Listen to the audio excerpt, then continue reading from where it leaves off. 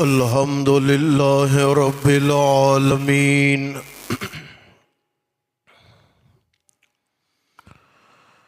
والصلاة والسلام على أفضل الرسل وخاتم الأنبياء والمرسلين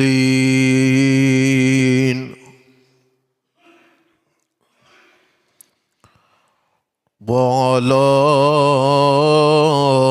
آله وأصحابه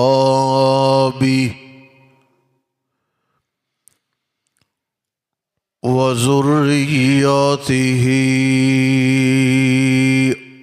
وأهل بيته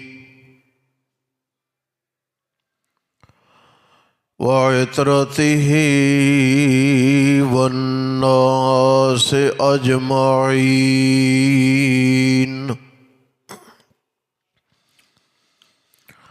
أما بعد فأعوذ بالله من الشيطان الرجيم.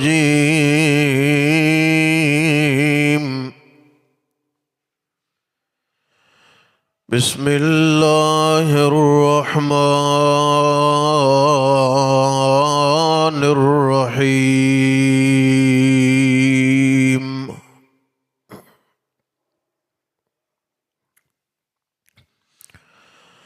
شهر رمضان الذي أنزل فيه القرآن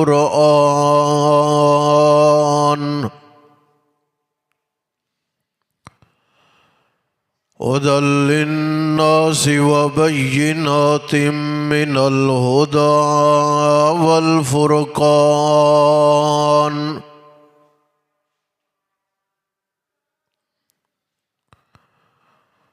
فمن شهد منكم الشهر فليصم.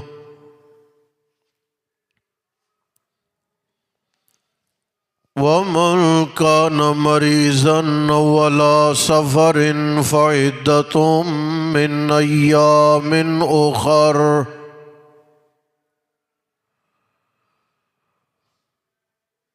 يريد الله بكم اليسر ولا يريد بكم العسر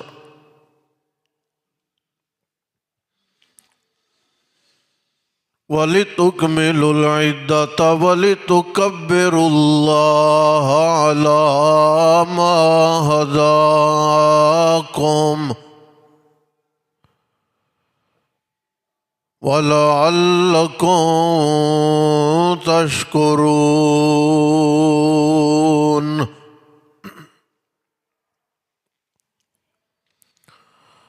سبحان ربك رب العزة عما يصفون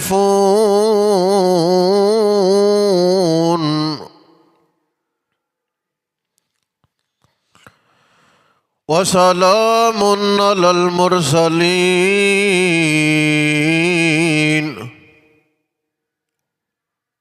والحمد لله رب العالمين.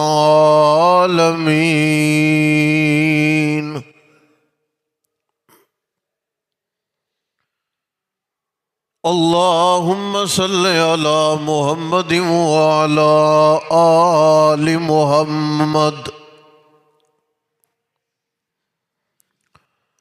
كما صليت على إبراهيم وعلى آل إبراهيم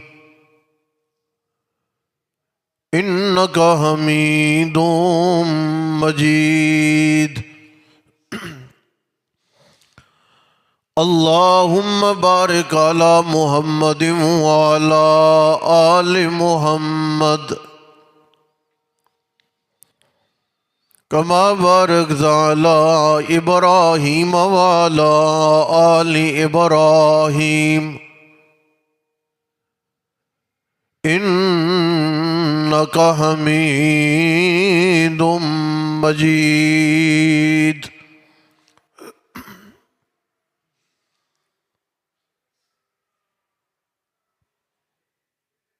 دنیا میں بسنے والے تمام مسلمانوں کا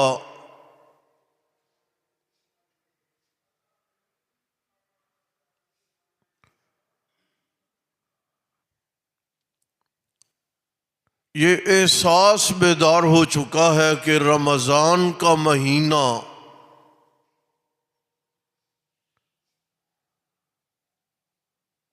جسے شہر اللہ کہا گیا ہے، یعنی اللہ کا مہینہ،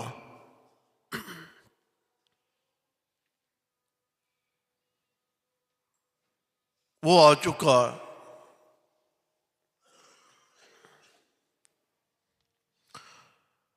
ماہ شعبان اپنے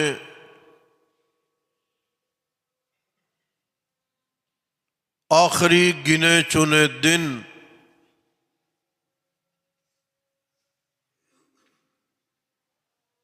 گزار رہا ہے۔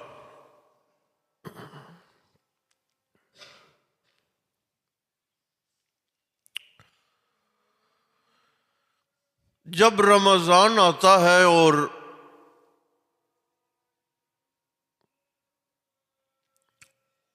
بنیادی طور پہ ایک مسلم میں مسلمان ہونے کا احساس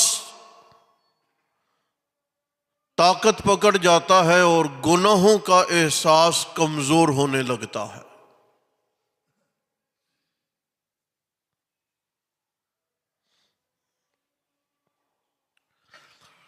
نیکی کا جذبہ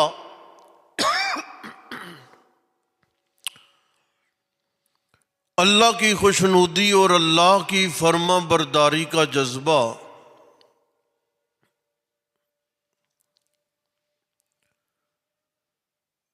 ایک کم عمر بچے سے چل کے ایک کمزور اور بیمار بوڑھے تک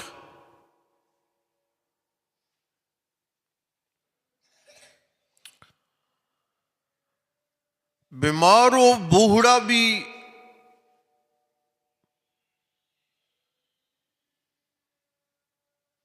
یہ ضرور سوچتا رہتا ہے کہ میں تندرست ہوتا تو روزہ رکھتا۔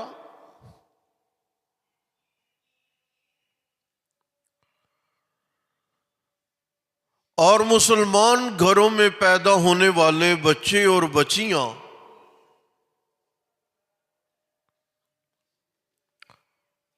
باوجود نو عمر ہونے کے اپنے ماں باپ کو یہ احساس دلاتے رہتے ہیں کہ ہم نے روزہ رکھنا تھا۔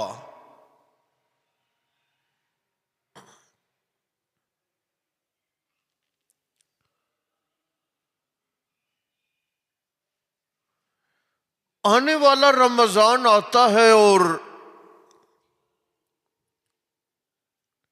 بڑی تیزی سے اپنے دن گزار کے الوداع ہو جاتا ہے۔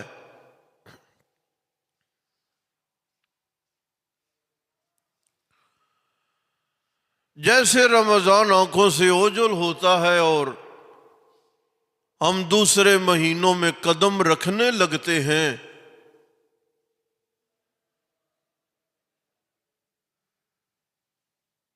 وہ فحاشی، وہ عریانی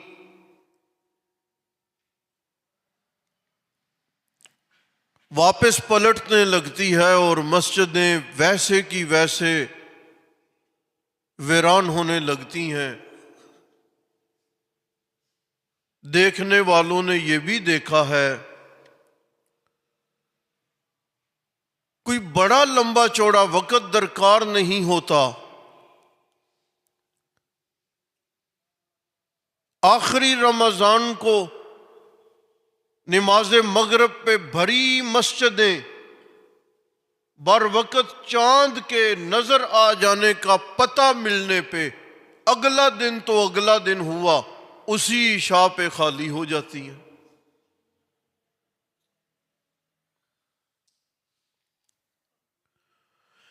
اور اگر کبھی تاخیر ہو جائے اور عشاء پڑھنی پڑ جائے تو نماز فجر پہ پھر تلاش کرنا پڑتا ہے بعض جگہوں پہ کہ کوئی آ جائے اور اقامت پڑھیں اور ہم نماز پڑھ لیں۔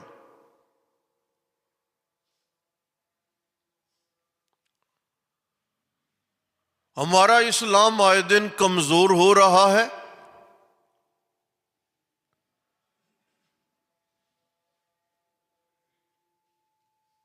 کفر طاقت پکڑتا جا رہا ہے،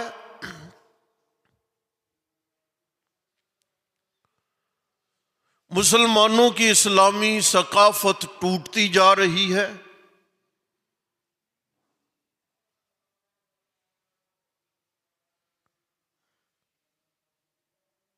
والدین اپنے حق حقوق سے غافل، اولاد ماں باپ کے حق حقوق سے غافل،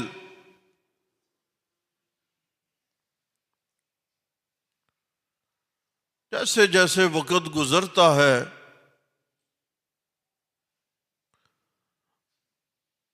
دنیا یہ بتا رہی ہے اور دنیا کا مزاج یہ بتا رہا ہے کہ قیامت بالکل قریب آ چکی ہے، اور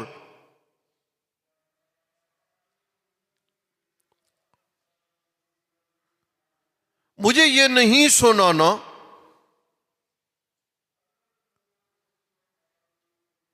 کہ رمضان کے فضائل کیا ہیں، یہ تو مسلمانوں کو پتہ ہے کہ فضائل کیا ہیں۔ مجھے یہ سنانا ہے کہ ہم نے کرنا کیا ہے، ہمیں کرنا کیا چاہیے۔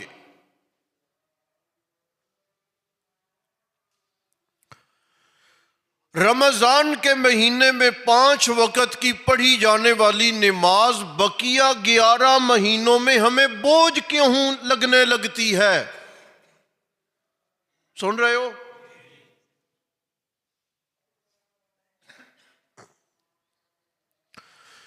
رمضان کی مقدس ساعات میں سر ڈھانپنے والی بہن و بیٹی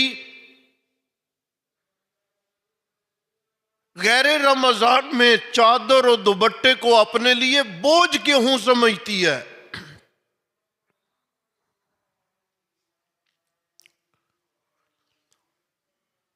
باقاعدگی سے وقت سحری اٹھنے والی ماں اور اپنے گھر کے افراد بیٹے بیٹیوں کو بیدار کرنے والی ماں رمضان کی گھڑیاں ختم ہو جانے کے بعد نماز کے لیے اٹھنا اس ماں کے لیے پریشان کن کیوں ہو جاتا ہے؟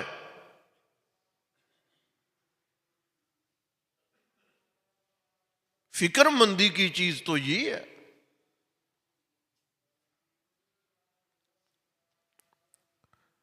جنہوں نے روزے رکھنے ہوتے ہیں انہوں نے تو رکھنے ہیں، انہیں دلائل نہ دو، انہیں فضائل نہ سکھاؤ، انہوں نے پھر بھی رکھنے ہیں۔ جنہوں نے نہیں رکھنے، دلائل کے انبار ان کے سامنے لگا دو، وعیدیں بتا دو، ڈراوے سنا دو، ان کا خمیر ایسا ہو چکا ہوتا ہے، انہوں نے نہیں رکھنے تو نہیں رکھنے۔ لیکن رکھنے والوں سے میں بات کر رہا ہوں کہ سحری میں بیدار ہونے والے فجر میں بیدار کیوں نہیں ہوتے؟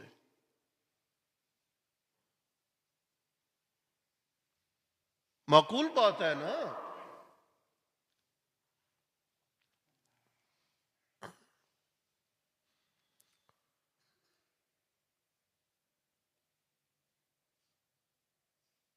رمضان کے مہینوں میں اللہ کی مسجدیں آباد ہوتی ہیں، خوبصورت نظر آتی ہیں، اس کے سوا ہمارے پاس کھیلوں کا وقت ہوتا ہے، تماشوں کا وقت ہوتا ہے، اپنے معمولات و معاملات کے طے کرنے کا وقت ہوتا ہے، کسی نکاح کی تقریب پہ چند چند گھنٹے کھانے کا انتظار کرنے کا وقت ہوتا ہے، نہیں ہوتا ایک آواز سننے کے بعد نماز کا وقت نہیں ہوتا۔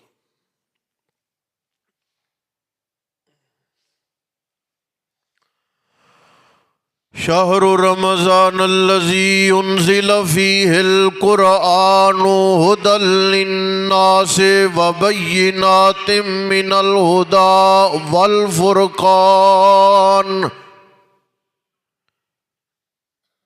ایک آیت کا ٹکڑا ہے ابھی،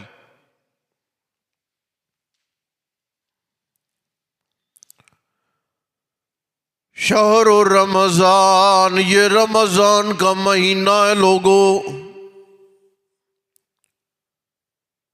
بڑا اعزاز ہے، بڑا قد کاٹ ہے اس مہینے کا، بڑا رتبہ، بڑا مقام ہے اس مہینے کا۔ بقیہ بھی تو مہینے ہیں، اور کوئی مہینہ مقابلے میں ہو یا نہ ہو، حج کا مہینہ تو ہے کہ پوری دنیا سمٹ کے کعبۃ اللہ کے ارد گرد جمع ہو جاتی ہے۔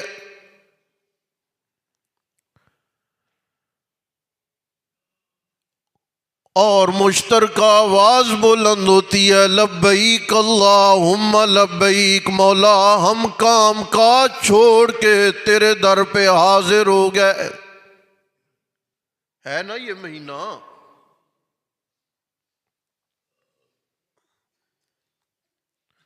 میں یہ ترغیب دینا چاہ رہا ہوں، اپنے آپ کو بھی آپ کو بھی تیار کرنا چاہ رہا ہوں، تقریر نہیں کرنے لگا۔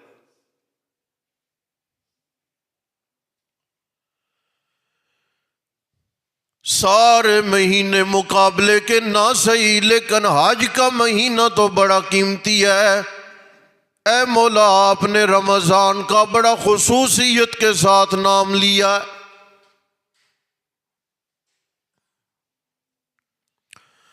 اللہ فرماتے ہیں بالکل وجہ اس کی یہ ہے کہ انزل فیہ القرآن، اس رمضان کے مہینے میں وہ قرآن، وہ کتاب جو میں نے سنبھال کے رکھی تھی، پہلے پیغمبروں میں نے کسی پیغمبر کو عطا نہیں کی تھی، پہلے رسولوں میں نے کسی رسول کو اس شرف سے نہیں نوازا تھا۔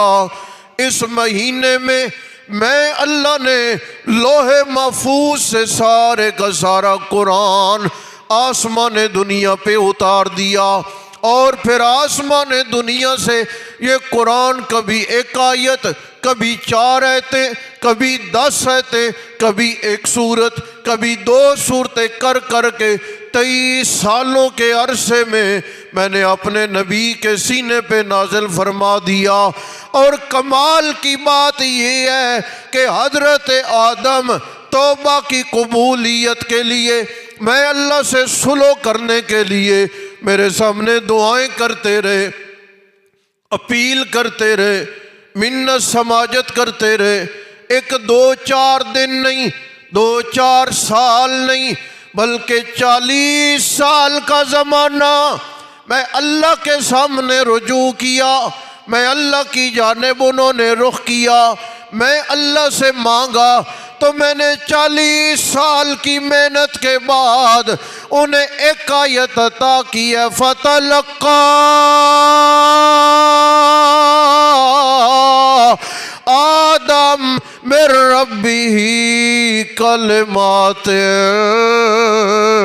فتاب علیہ۔ 40 سال مانگ کے میں نے جب دینے کی باری آئی، آیتیں کتنی دیں میں نے؟ آپ کو سمجھ آ رہی ہے؟ تو پھر تھوڑا بول لیں، مجھے بھی پتا چلے کہ آپ جاگ رہے ہیں۔ کتنی آیتیں دی ہیں؟ 1 آیت دی ہے، ربنا ظلمنا انفسنا وان لم تغفر لنا وترحمنا لنکونن من الخاسرین۔ اے کائنات کے لوگوں، 40 سال کا زمانہ مانگتے مانگتے گزر گیا، میں نے بدلے میں ایک آیت عطا کی ہے، لیکن محمد مصطفیٰ کی باری آئی، میرے نبی نے مانگا کچھ نہیں، میں نے بن مانگے سارا قرآن اپنے نبی کے سینے پہ اتار دیا ہے۔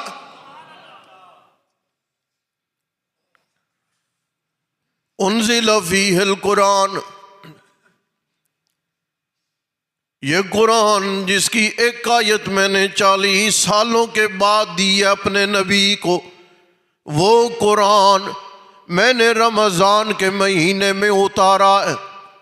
اور اگلی بات یہ ہے کہ یہ قرآن کیا چیز ہے، آپ سمجھیں قرآن کیا چیز ہے۔ اللہ کے نبی علیہ السلام نے فرمایا خیرکم من تعلم القرآن وعلمہ، تم میں سب سے بہتر بندہ وہ ہے، قابل عزت بندہ وہ ہے، قابل فخر بندہ وہ ہے، تعلم القرآن، جس نے اپنا زمانہ قرآن سیکھنے میں لگا دیا ہے، اور جس نے اپنا زمانہ قرآن سکھانے میں لگا دیا ہے۔ اور رب العالمین کے نبی علیہ السلام نے فرمایا، اللہ فرماتے ہیں لوگوں جو اپنے آپ کو قرآن میں مشغول کر لے، تلاوت قرآن جاری ہے، تدبر قرآن جاری ہے، فکر قرآن جاری ہے، توجہ قرآن جاری ہے، فہم قرآن کے لیے جد و جہد و کاوش جاری ہے، تم اسے مجذوب نہ سمجھو، مفلوق الحال نہ سمجھو، دیوانہ نہ سمجھو، بلکہ جس نے اپنی زندگی کے تمام اوقات کار میری کتاب کی جانب لگا دیے، وہ کو معمولی لوگ نہیں ہیں، بلکہ وہ میں اللہ کے دوست لوگ ہیں۔ ہمارے گھروں کا زوال کیا ہے؟ ہمارے گھروں میں ناچاکیاں کیوں ہیں؟ ہمارے گھروں میں نقصانات کیوں ہیں؟ اس کی وجہ یہ ہے کہ گھر میں باپ کے سامنے بیٹی موبائل چلا چلا کے انگلیاں تھک جاتی ہیں، دیکھ دیکھ کے آنکھیں تھک جاتی ہیں، تھک ہار کے وہ آرام کرتی ہے، لیکن کبھی بھی باپ نے یہ تاکید نہیں کی بیٹا تم نے قرآن کتنا پڑھا ہے، تم نے منزل کتنی پڑھی ہے، تم نے آیات کتنی پڑھی ہے، تم نے ترجمہ کتنا پڑھا ہے، تم نے قرآن کا معنی کتنا سمجھا ہے، تم نے نمازیں کتنی پڑھی ہیں۔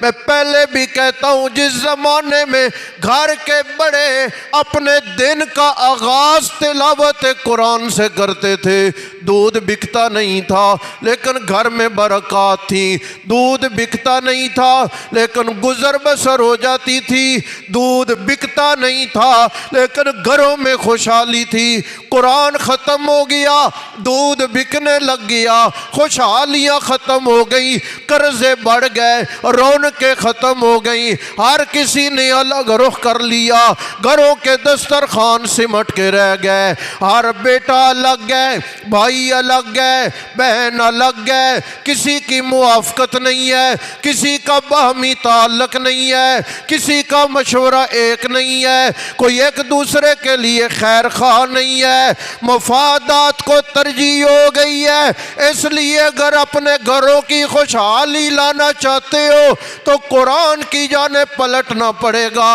اور یہ جو ہمیں فکر دے دی گئی ہے کہ جی گانا سنو یہ روح کی غذا ہے، یہ موسیقی اس سے روح تر و تازہ ہو جاتی ہے، نہ میرا بھائی، اس سے روح تر و تازہ نہیں ہوتی، اور بیمار ہوتی ہے اور پریشان ہوتی ہے۔ یہ تر و تازہ ہوتی ہے قرآن کے ذریعے، روح طاقتور ہوتی ہے قرآن کے ذریعے، روح توانا بنتی ہے قرآن کے ذریعے، روح خوشحال بنتی ہے قرآن کے ذریعے، روح تندرست ہوتی ہے قرآن کے ذریعے، اس لیے کہ جتنا اطمینان قرآن میں ہے، جتنی لذت قرآن میں ہے، جتنی خوشحالی قرآن میں ہے، جتنی تندرستی قرآن میں ہے، جتنی میل کچیل قرآن صاف کرتا ہے، اتنی صلاحیت دنیا کے کسی واعظ و نصیحت میں نہیں ہے، اتنی صلاحیت دنیا کے کسی کتاب میں اور کتابچے میں نہیں ہے۔ آپ ذرا دیکھیں، اپنے دل کی کھڑکیاں کھول لیں اور اندازہ کریں کہ قرآن کا اطمینان کس شے کا نام ہے۔ ذرا اندازہ کر لیں کہ لذت قرآن کیا چیز ہے، اندازہ کر لیں پروردگار عالم نے اسے کس انداز و سلیقے سے نازل کیا ہے۔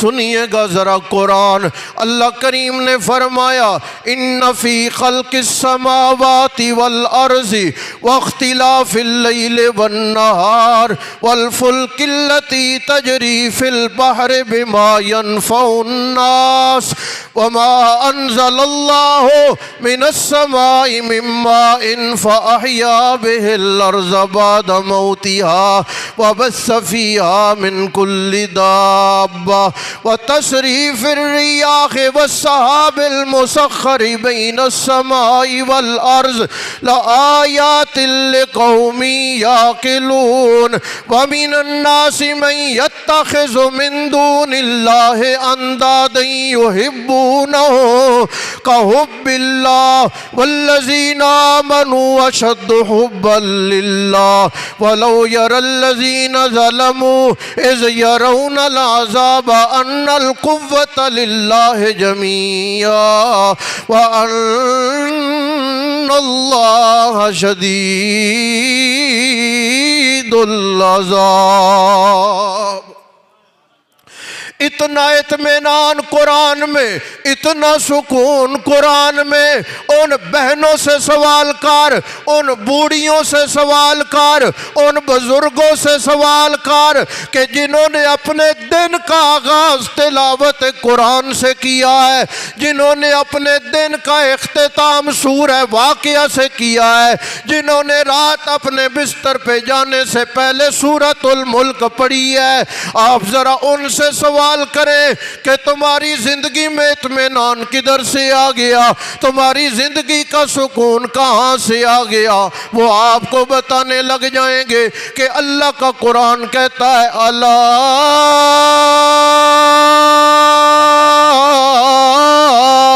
بذکر اللہ تطمئن القلوب۔ میں اللہ کے ذکر کی جانب تم آ جاؤ، تمہارے دل کو مطمئن میں اللہ خود فرما دوں گا۔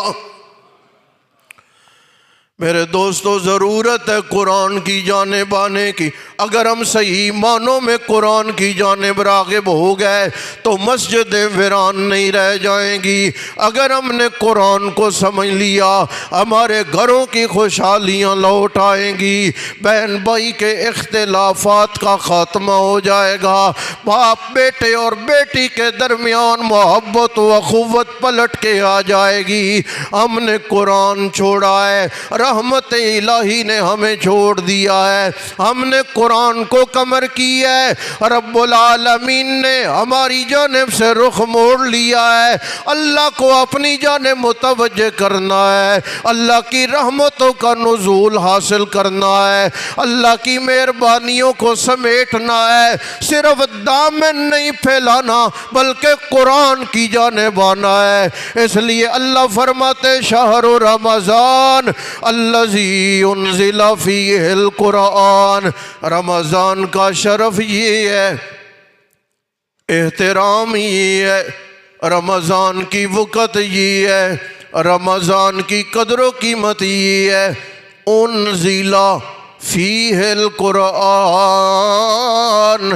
اس میں اللہ نے قرآن اتارا ہے، ھدی للناس، یہ ہدایت ہے لوگوں کے لیے۔ ہدایت کا معنی یہاں پہ مفسرین نے کیا ہے کہ یہ حلال بیان کر رہا ہے، یہ حرام کی وضاحت کر رہا ہے، کیا کچھ کھانا ہے اس کی بھی تنبیہ موجود ہے، کس شے سے بچنا ہے اس کی بھی تنبیہات موجود ہیں۔ اگر ہم نے قرآن کی ہدایت کی جانب توجہ نہیں کی، ہم نے افطار پارٹیوں پہ زور رکھا۔ سن رہے ہو؟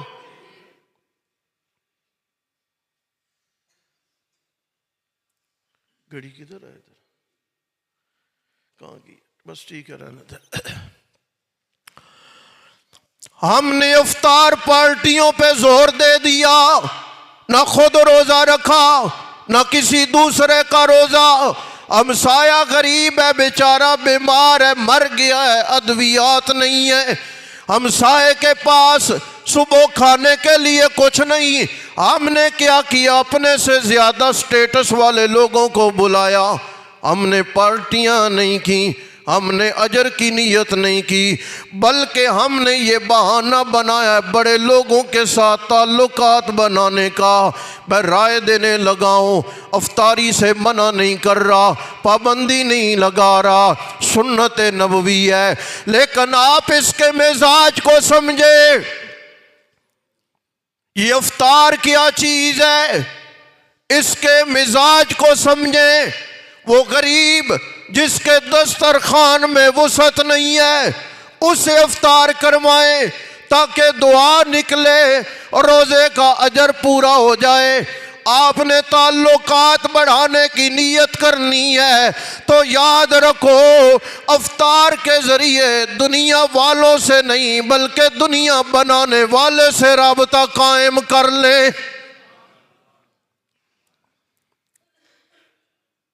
اہمیت جانے ہم نے دیکھا ہے سینکڑوں بندوں میں کوئی غریب نظر نہیں آتا، ہم نے دیکھا ہے سینکڑوں بندوں میں کوئی محتاج نظر نہیں آتا۔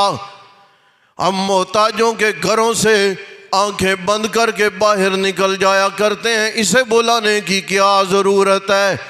اور رسول اللہ صلی اللہ علیہ وسلم نے تو فرمایا وہ کھانا کھانا ہی نہیں ہے جس میں غریب شریک نہ ہو، وہ کھانا مفید ہی نہیں ہے جس میں ندار موجود نہ ہو۔ اس لیے مزاج سمجھیں اور روزے کے مزاج کو سمجھیں۔ یہ جو صبح سے شام تک بھوکا رہنا ہے، یہ بھوکا رکھنا مقصد نہیں ہے۔ پروردگار عالم تو خزانوں کا مالک ہے، اسے کوئی بجٹ کا مسئلہ نہیں ہے کہ کوئی خراب ہونے لگا ہے لہٰذا بھوک ہڑتال کروانے پہ آ گیا ہے تاکہ سال کا بجٹ برابر ہو جائے نہ۔ اللہ کے نبی علیہ السلام نے، سنیے گا آخری فقرہ، اللہ کے نبی علیہ السلام نے فرمایا جب سے یہ کائنات رب العالمین نے بنائی ہے، اپنے خزانے سے اپنی قدرت کی مٹھی پروردگار عالم نے بھر لی ہے۔ سارا خزانہ نہیں، ایک مٹھی۔ او کائنات کب سے بنی؟ کائنات کب تک رہے گی؟ کتنی مخلوقات ہیں، انسان بھی کھا رہا ہے، مخلوقات ہیں بر و بحر میں کھا رہی ہیں۔ آپ صلی اللہ علیہ وسلم نے فرمایا اتنا کھانا، اتنی خلقت، اتنی مخلوقات، لیکن قیامت تک دنیا کھاتی رہے گی۔ پروردگار عالم کی ہتھیلی سے سوئی برابر بھی خزانہ کم نہیں ہوگا۔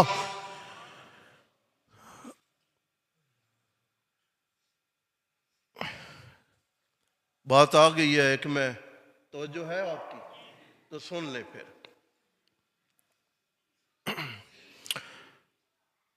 آپ ذرا دیکھیں میں اور آپ نے کتنا کھانا ہوتا ہے، ذرا میں ایک مخلوق کا تذکرہ کروں۔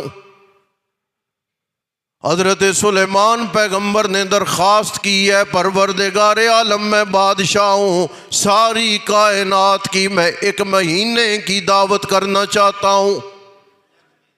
توجہ، ایک مہینے کی دعوت۔ پروردگار نے فرمایا میرے پیغمبر یہ آپ کے بس کی بات نہیں، نہیں مولا یا اللہ اگر مہینے کی اجازت نہیں ہے تو پھر 3 ہفتے نہ میرے نبی پروردگار پھر 3 دن کی اجازت ہو جائے. فرمایا نہ میرے نبی 1 دن کی اجازت ہو جائے. فرمایا نہ میرے نبی یہ میرا نظام ہے، اسے سمجھ بھی کوئی نہیں سکتا، میرا نظام چلا بھی کوئی نہیں سکتا. رب العالمین پھر 1 وقت کی اجازت مل جائے، کمال ہے اس کے اپنے فیصلے اور اپنا نظام. اجازت ہے پوری کائنات کو 1 وقت کھانا حضرت سلیمان سے ملے گا، فلاں فلاں وقت ہے. جنات لگ گئے، کھانا بننے لگ گیا، جہاں تک نظر جا رہی ہے کھانا تیار ہو رہا ہے. ہاں جی، ہمارے پنجاب میں بھی ایک دربار پہ دیگ ہے 600 من کی. جہاں تک نظر ہے کھانا بنانے والے جنات ہیں، بن گیا ہے. مولا کسے پہلے بلاؤں؟ حیران ہو جائیں گے آپ. رب العالمین نے فرمایا میرے نبی آپ کی مرضی ہے جسے بلائیں. مولا میں نبی انسانوں میں، پھر ہم تو میزبان ہیں، پہلے ہم دریا و سمندر کی مخلوق کو بلاتے ہیں. کنارے پہ کھڑے ہو گئے، آواز دی ہے، مچھلی آ گئی ہے. مچھلی، ایک مچھلی. فرمایا دوسری کدھر ہے؟ کہنے لگی سلیمان پیغمبر آ رہی ہیں. رش بن جائے گا، منت دیو. حضرت سلیمان پیغمبر کا بنایا سارا کھانا 1 لقمہ بنا کے مچھلی کھا گئی. وہ کتنے لوگوں کا 1 مچھلی، اور سارا کھانا کھا کے کہنے لگی حضرت سلیمان اللہ مجھے دن میں 3 لقمے کھلاتا ہے، یہ تو میرا 1 لقمہ بنا ہے، بقیہ 2 دے دیں. اللہ نے کہا ہے میں نے نہیں دینا، سلیمان کے ہاں دعوت ہے، یہ تو 1 لقمہ میرا بنا ہے. حضرت سلیمان سجدے میں گر گئے، مولا میں عاجز بندہ تیری 1 مچھلی کو نہیں کھلا سکا، تو جانے تیرا کام جانے. ہاں جی، اللہ کے خزانے اتنے ہیں. یہ روزہ بھوک ہڑتال نہیں ہے، یہ غریبوں کی غربت کا احساس ہے. یہاں سے ذکر کروں گا اللہ کی توفیق سے. وَمَا عَلَيْنَا إِلَّا الْبَلَاغُ.